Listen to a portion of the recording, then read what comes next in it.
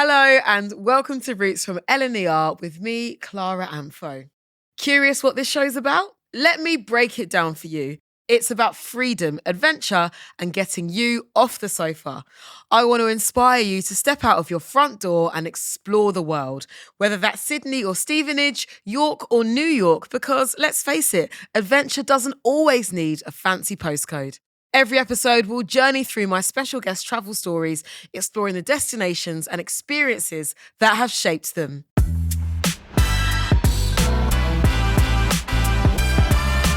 Today on the show, Tom Grennan. I'm still the person I was back then, ambitious, driven, hardworking, and I don't think that's ever going to stop. The only thing about it is I got a little bit older. And new teeth. And new teeth. I remember actually, my mum was taking me up to London and she bought me the Eminem Marshall Mathers album. She was like, listen to that. Don't repeat the words, but you need to listen to this. Literal parental advisory. I was up a mountain in the Lake District. Sure. And this dad and his kids had a speaker and they were playing my music. With food and drink delivered to your seat, it's freedom all the way with L&ER. Today on the show, I am delighted to be joined by a guest who has sold over 1.5 million records, has had 2 #1 albums, multiple Brit and Ivor nominations, has collaborated with the likes of Chase and Status, Bugsy Malone and Calvin Harris. It is none other than the wonderful Tom Grennan. Hello. Yes, mate. Good to see you. It's been a minute. It's been a minute, but we're here. Today on Roots, we are off to Stevenage, actually a life-changing place for you, Tom. We're going to get into that shortly. Welcome to my train journey. I can't wait for this. Well, actually, it's about your journeys, really. That's what today is all about. Learning about your life through travel, because you travel a lot. Life has changed, I think, since we first met, maybe, 9? Yeah, 9 years ago, probably. Yeah. 9 years ago. I was actually working it out yesterday, and it would be 9 years because next year is 10 years in the game. In the game. Yeah. So dear listener, for those of you that don't know, I'm sure you do, but just in case you don't, myself and Tom first met when I was hosting the Live Lounge at Radio 1. And I always say this every time I describe that performance as you chasing Status and you did a cover of Fade and I remember you held this note for so long that I thought you were going to pass out. You went properly red in the face. I guess that guy who you were 9 years ago, venturing out of like Luton, like first hanging out with Chase and Status, coming into London, doing those doing things like Live Lounge, just getting out there, like how would you describe yourself in that era? I think I was full of ambition, which I still am, but also lighting matches. I was also just kind of a free bird, and I was wanting to do everything and go everywhere. So obviously I'm from Bedford, moved to London, and I was at uni when all that was happening. So I was like in and around London, traveling loads, but then obviously chasing Status, I got in with them, and I'd never been in a studio before, like when it comes to music. So that was a whole new thing for me.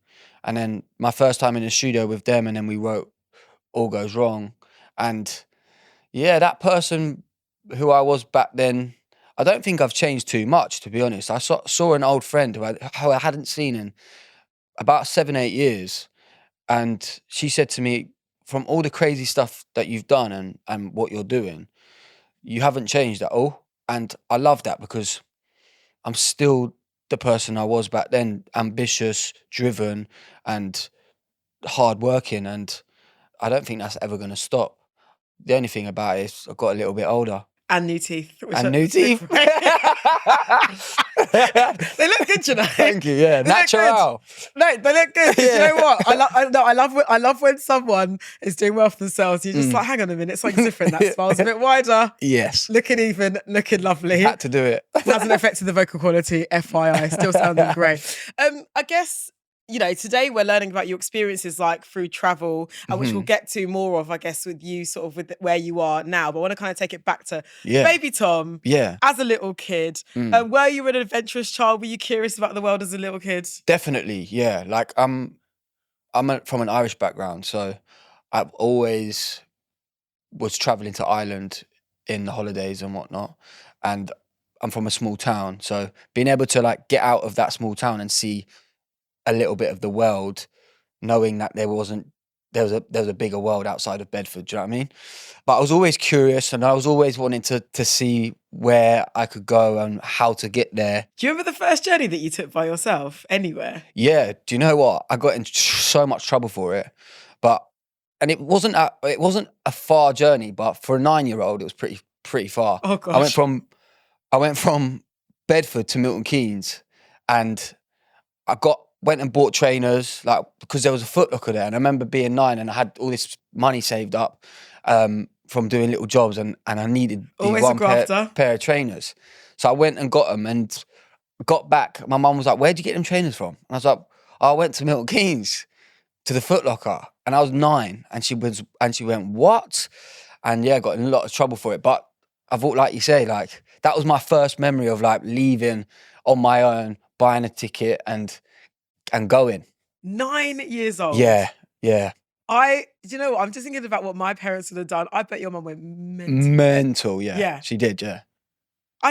Sorry, that's really something. 9 by yourself. Yeah. I hope the trainers are worth it. Yeah, it was. Yeah. Of course. Well, look, you have to start them from a young age. Definitely. You mentioned your Irish background. Now, I know the Irish are great storytellers. Mm-hmm. Was that a big tradition, like when you go over there with your family, sort of like sharing stories, singing? Definitely. Kind of it was, there's a little pub. My dad's from a little village called Ballycumber, and there's a little pub, and everybody goes to that pub, and there's like music in there, there's stories in there, and yeah, that was just what it was. It was round the fire, telling jokes, and I love it, and I still love it. Do you know what I mean? I went over there a couple of months ago, and it's exactly the same. Nothing's changed, and yeah, it's amazing.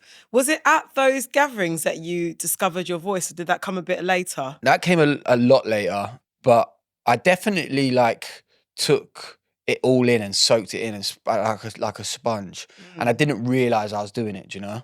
If I look back at where I was and who I was with and what I was listening to, definitely, like, I soaked it in. Yeah. What were you listening to at the time? Well, Irish music. Like, yeah. At the top, when I was younger, I was listening to loads of different stuff. Like, all my friends were listening to like early grime stuff. Then I was listening to like my mum's music, Madonna and Wham and Queen. Then I was listening to my dad's music, which would be like Irish trad music. My granddad had a good record collection, so I was listening to like B.B. King, Robert Johnson, and old blues records like that. And then I loved hip hop as well, like Eminem, 50 Cent, The Game, and all them kind of people. So yeah, I was absorbing it and loving it, and I didn't realise that I would ever end up to where I am now. So yeah. So that's little Tom. Like, did you have like a little? Yeah, I had a little disc. What's your thing? I had a little. You put your disc in it, right? And I remember actually talk about trains. My mum was taking me up to London, and she bought me the Eminem Marshall Mathers album. She was like, "Listen to that. Don't repeat the words, but you need to listen to this." Literal parental advisory. Yeah, and I just remember hearing it for the like first time and I was walking around the train station thinking, I was like so sick. Do you know what I mean? Just putting them headphones, going, yeah. So that's a cool memory for me too. So funny. I think everyone's got that memory with that Eminem record. I know. Especially like, now you saying it, I'm imagining you like little Tom being like, yeah. I was just a little baby. Yeah, boy, it was more shake that. Yeah. Shake that. Oh God. It was so rude, but like I was like, yes. But do you know what? Forming memories. Yeah. And at the end of the day, that all kind of added to, I guess, who you are now. You know, it's interesting, isn't it? Like all those little bits, whether it's like, you know, those trips to Ireland, like you being like gifted a Walkman or like having to earn it. So you said you were like doing little jobs and like you going to Milton Keynes like by yourself. Like they all kind of have led into like your artistry, essentially, haven't they? These are the stories that definitely that you make of your life. For sure. I want to talk to you about you as a little kid and summer camp, because I saw recently like you found like, was it a PGL sticker? I honestly went back to my mum's yesterday. Yeah. And I went for a run, went up to shower, and there was this little like PGL thing, and I was like, "Mum, where'd you get this PGL thing?" She was like, "I was up in the loft and I found loads of like old things." And I was like, "Oh my God," turn it over, and it still had like my name and then my school and the year and all that kind of stuff. And it brought back so many great memories of me being with my friends and just being like, I was so silly on that trip. Where did you go? We went to south of France. And I remember my teacher, Mr. Millie, who I actually spoke to yesterday too, because he saw that post. Right. And yeah, it was so good. We got to like go down the Ardèche in a canoe. Yeah, like I say, so many good memories. Do you remember the first trip that you took with like your mates as a teenager? Did you do that big trip to, I don't know, did you do the Greek islands? Did you do interrailing? Like, did you do any of that, or was your head in the game? My head was in the game. I never did that. Nah, I never went on like a Magaluf trip and all that kind of stuff. I wasn't never like that, to be honest with you. I moved to London and I was like, I know that I want to sing and I know I want to do music. So my head's on what was on work and how to do it at the best I possibly could do it. But yeah, I never did that, no. Then on the flip side, do you remember the first trip that you took once you were able to, I guess, enjoy your success? Like, because you often hear, especially with artists, like no breaks. Like, you know, there's that famous meme with Lady Gaga, bus, club, train, bus, another club. Because like, you know what it is. When you first start and success happens, you don't want to get off. No. Do you remember the first time you allowed yourself a proper holiday and where you went? Yeah, do you know what? I took all my family to Barbados. And that for me was like a moment where me and my family, we either went to Ireland or if we were lucky, we went to Spain, and we never like travelled much more than that as a family. So I took my mum and dad and my brother to Barbados, and it was unbelievable just knowing that like all this hard work has allowed me to bring my family across the world and experience different cultures and learn about different people and just see another side of the world that we never thought we'd ever be able to see. So. Yeah, and I love Barbados. It was unreal. It was unreal, yeah. Let me ask you this. When it comes to family dynamics and traveling, who are you in the group? Yeah. Are you the chief organizer? No. Okay. You're not supposed to start the WhatsApp group. You're like, I'll cover it. Yeah. I basically, yeah, I'll cover it, but can you do that?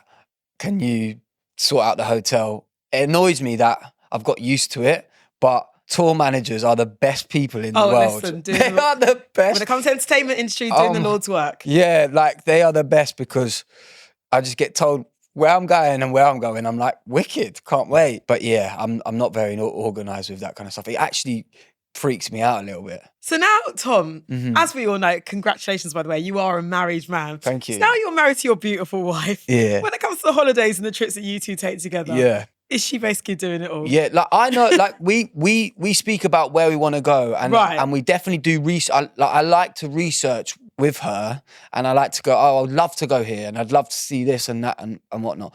But when it comes to admin with tickets and baggage and all that kind of stuff, I know that I'll end up messing that up. Right. So I'm like, can you please do that? Okay, so basically, Mrs. Grennan is holding the passports at the airport. 100%, yeah. I just think, do you know what? I think let's fix that up for 2025. I know, I need. Let's do a bit of role reversal, shall we? Definitely. Do you know what I mean? Yeah. Let her enjoy the soft life. Yeah, I know. You know? When you're on holiday, what do you like to relax? Are you doing up board games? Are you chilling? Are you a big reader? What's the vibe? Yeah, I've tried to be a reader, and it's not gone very well. Fair enough. But I'm a big chiller. I love chilling. But again, like I like to see, like if I go somewhere, I like to take in culture. I like to see like the history of the place, and so yeah, I'm quite active on holidays as well. Like I love a water sport. Right. Okay. See, I'm that guy. Okay, so you're the guy that when everyone's like, I don't know, laid out on the beach or whatever, being like, you're there like... Yeah, I'm like, let's get on the banana boat, let's get on the jet skis, let's do a little bit of water skiing. Come on, let's do it all.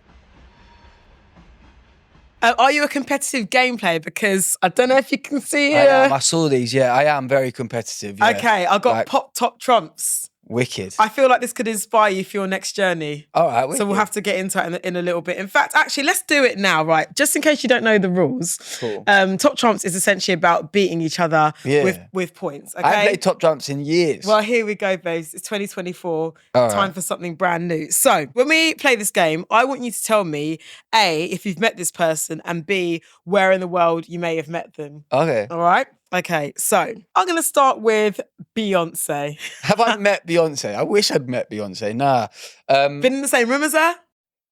No, never. No, you've met Beyonce though, right? I sure have, honey. Yeah. One of the best What's days she of my like? life. She smelled of wealth and good decisions. I bet. I can just imagine. Had a vibe, just really kind, really lovely. And you could tell the woman works hard. Okay, what card do you got? I've got Harry Styles. Okay, you must have met Harry Styles before. I have met Harry Styles. Yeah, he's lovely guy. Good egg. Yeah, I actually met him in a rehearsal studio, and he just got a new car, and it was like that. You know when like the Tesla came out the first time, and it's like this like new robot car. He had one of them, and I was like, wicked car, and we were chatting about that, and then I met him a few times at like awards evenings and stuff like that. But yeah, what a guy, and unbelievable what he's done, really, isn't it? Truly. Actually, let me ask you, award ceremonies, let's get into it. Okay. The real. Yeah. How do you feel about them? Why would I want to go to an awards even if I'm not winning one? Fair dues. Like, that's how I feel. But I used to love them because I just get loose at them, you know what I mean? I just have a good time, and it would be all like, but now I'm not a massive drinker really, and I'm too competitive, Clara. That is my truth, and it's annoying as well, but I am too competitive. So if I'm not up for one, then I probably won't be going. Fair dues. Yeah. I get it. And do you know what? Respect for admitting it, because I think a lot of people don't want to lean into the fact of like, competition is part of life. 100%. Hence why we've got these top cards. Hence why I don't want to lose this game. but I totally get it, because it's that thing of like, don't get me wrong, you want to clap for people, you want to be happy for people, but also you want your flowers too. Definitely. Who have you got? Olivia Rodrigo. Love her. We were literally just speaking about her. Have I met her?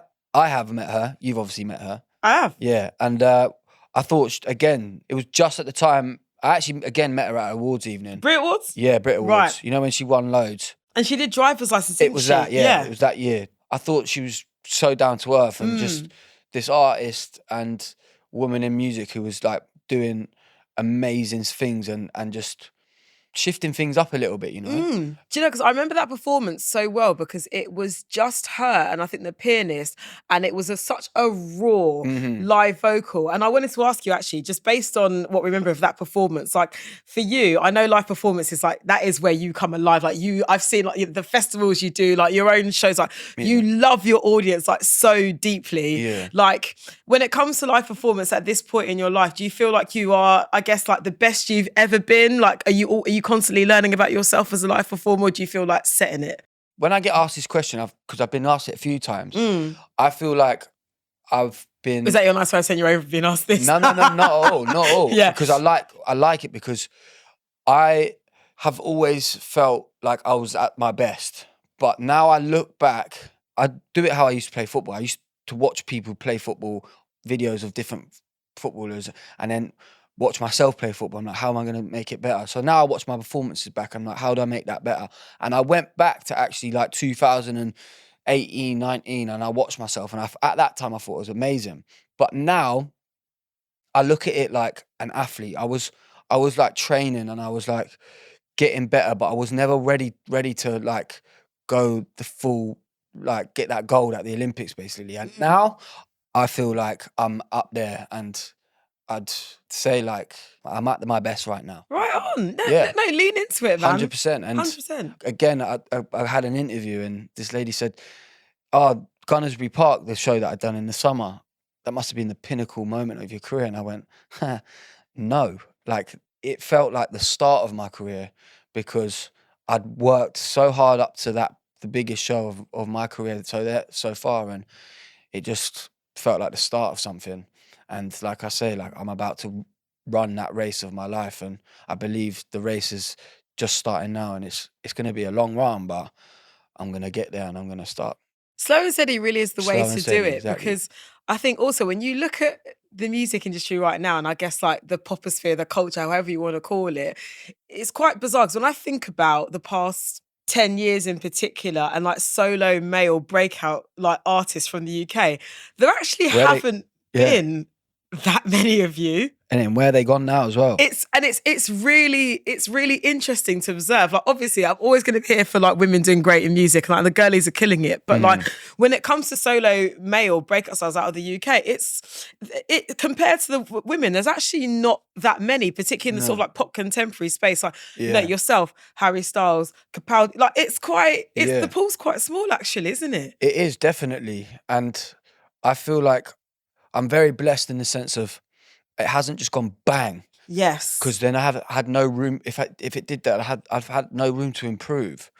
For me, it's been a trajectory where it's been quite steady, and I've had moments here and there, but I'm loving the way my career is going, because I again, it's like a slow and steady roller coaster, you know. When am I going to hit the top? I probably will never hit the top, because in my head, where is the top? I don't know. But yeah, I'm just silently moving at a nice pace, you know. I think it's the way to do it, because don't get me wrong, I think as a culture, we love an explosion. We love a sort of like, oh my gosh, who's this person? They've come out of nowhere, when probably like they've probably been grafting for like 10, 15 years. We didn't know about it. Definitely. But there is something to be said for just going at a really gradual, consistent pace. And like, I look at artists like Chapel or Sabrina, who are like the biggest pop stars in the world right now. And they've been grafting, like you say, like Sabrina, I think's in her 5th album. Yeah, literally. Chapel Roan, she got dropped like 2 years ago or whatever it was. Or Charlie XCX only now. Like everyone, like that's what I'm saying. Yeah. These pop stars are doing it, but they've been doing it for a good while, you know. And again, it just shows you like perseverance and just keeping at your craft and just knowing that and believing in like at one time it's gonna go. Yeah. So yeah. We got album number 4 ready for next year. I'll say ready. It's work in progress. Nah, it's done. Right, okay. Yeah, it's done. It was such an amazing experience. I got to work with Justin Tranter, who is based out in LA, and I met Justin and I said, this is what I want to do. And I was, again, I never used to listen to music when going into like a writing camp or whatever. I kind of was like, I'm going to draw all the inspiration from in here. And I'm so glad that I took a different step to it. And I said, I'm going to listen to loads of new music, old music, and kind of just absorb it and then go into the studio with an idea. And I said to Justin, this is what I want it to be. This is what I want it to say.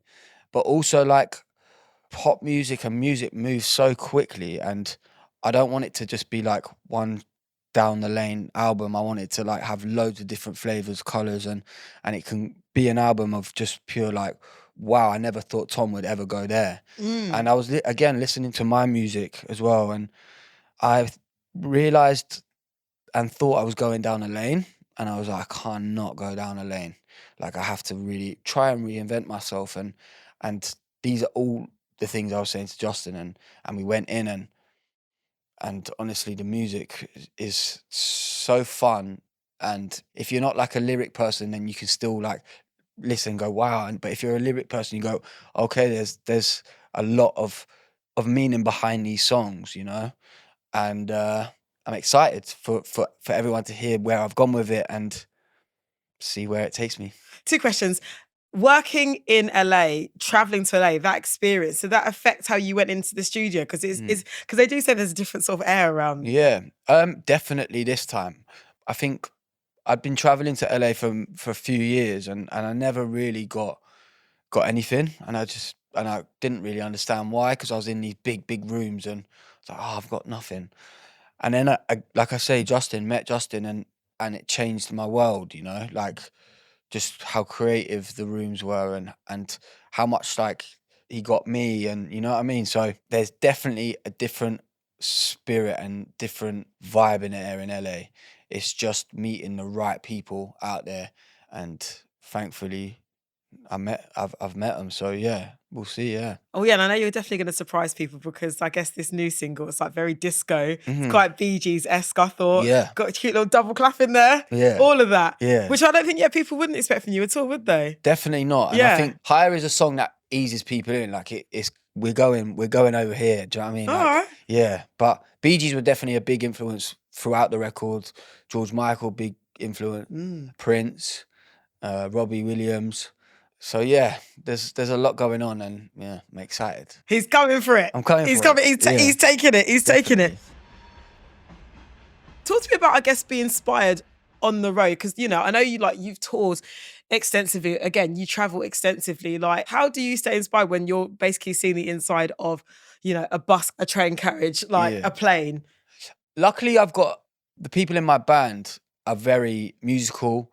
They're very open-minded and have a lot of different things to talk about, and a lot of things are up where I'm like, oh my God, I didn't know that. So we're always like having big discussions, big topics. And not only that, like, because I'm so into like fitness, I'm so into like getting up early, even if I've got a late show, like I'm doing the show, meeting people, and then going to bed. Like I'm not out anymore. And it sounds boring, but it's not. Like, to be at the top of it, you got to see it like an athlete, you know? Like, it's not boring at all. No, I know, yeah, but some people might go, oh, do you know what I mean? But that's how it is. And I'm up early, and wherever I am, I'm like either running around the city. That's the best way to see the city. I'm running around, or I'm catching trains to other places around the city. So I like shopping around the city. Do you know what I'm saying? Like, there's loads of different things where I'm going to. I'm like, I will never ever come here if I wasn't doing what I'm doing now.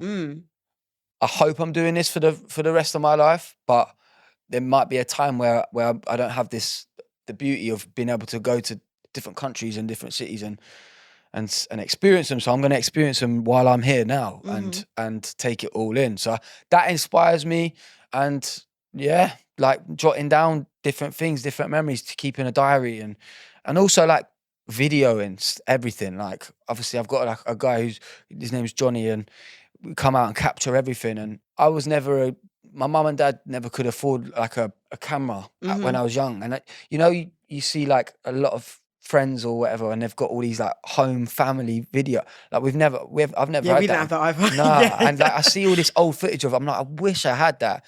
So like now I'm trying to like definitely like record everything, so when I do have kids and stuff, they can experience what I experienced through video and stuff like that. So yeah, it's cool.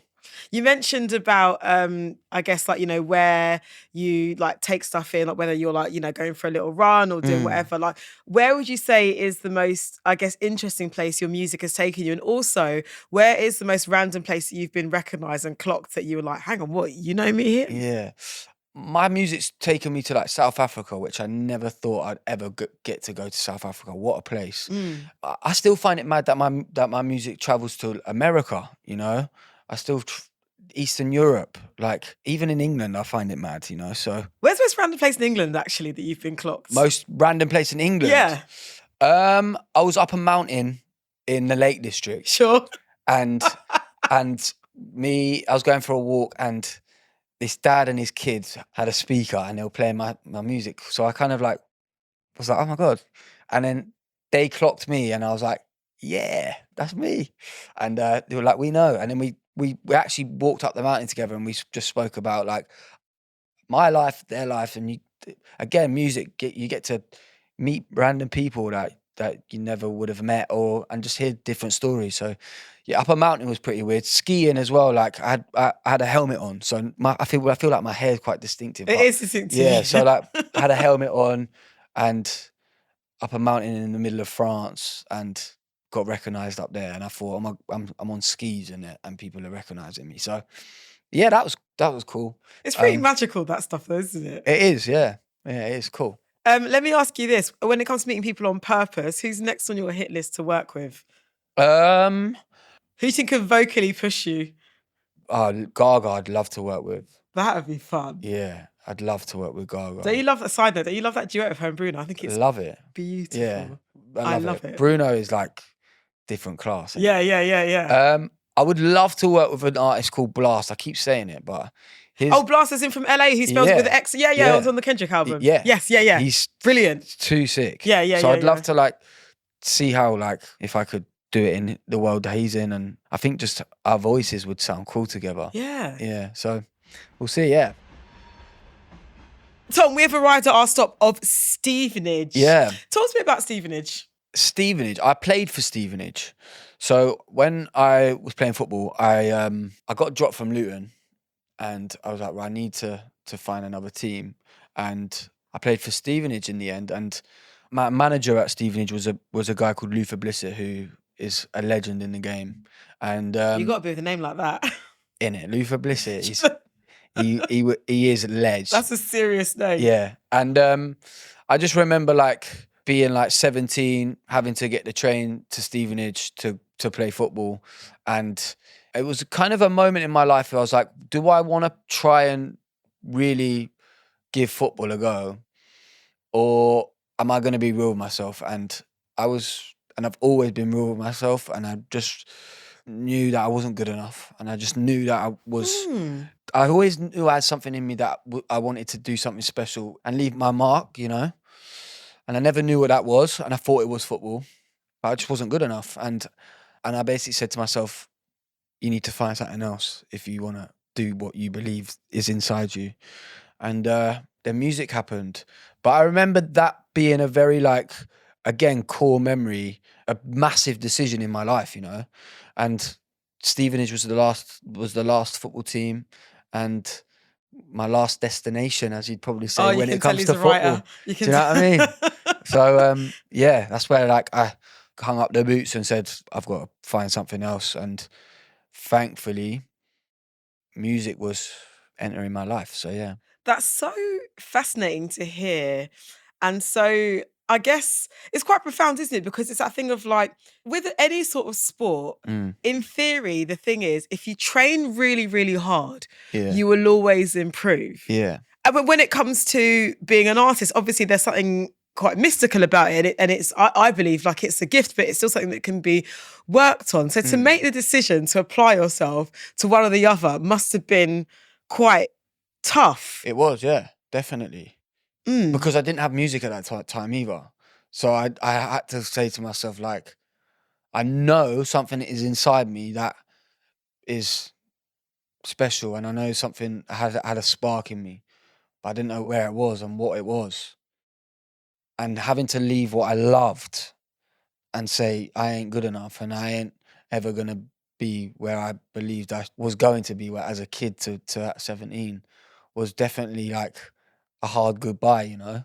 But with music then coming into my life, and as soon as I started singing and started, like, performing, and, like, I knew this was it. And I knew, like, I don't know, sometimes you have an angel on your shoulder, and that angel is whispering in your ear saying, you've got to go this way, not that way. Stop kicking a ball. Stop kicking a ball. Stop doing it. Yeah.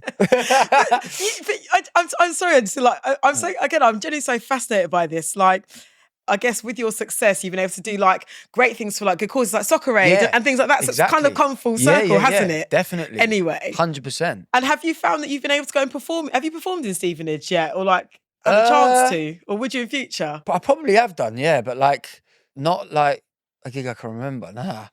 Well, maybe that's one for future, like a homecoming gig. Definitely, yeah. Like, who knows? Yeah. Little full circle moment. Yeah. Speaking of life and its wonders, can't not talk about love. Yeah. Very much here for the wedding photos. You looked so happy. Your gorgeous wife look stunning together. Yeah. Talk to me about married life. Yeah. And I guess this new chapter as well, because I think there is a thing, isn't there? Like, especially in, like, again, pop contemporary music, whatever you want to call it, was with our solo male stars. I think for a long time it was all like, don't mention you're in a relationship. Yeah. Like, it was almost cool, like, not to be in love and to be, like, in the streets. Yeah. But you're like, no, I'm in love. Let's go. Definitely. Like, has that changed your artistry? Yeah, I suppose it has. Yeah, I think I'm more just like, I just know that I've got my best mate in my corner and just wanting me to win. And if I have days where I'm like, I'm not doing it properly, or I can't, how do I get to this next level? And, you know, them thoughts come into your head, like, you know what I mean? Intrusive thoughts. And I've just got that partner and that best friend who goes, no, you're doing it. And you are so good, and you're and whatnot. And not only that, like, I'm in her corner too, and we're linked in, and married life is great. It's I don't know, it's that contentment, and it's that kind of, I know that I'm going home to my love, really. Yeah. And you guys got married outside of the UK, right? Yeah, we did like a family and a few friends, and it was lovely. Yeah. And who organised that? Not me.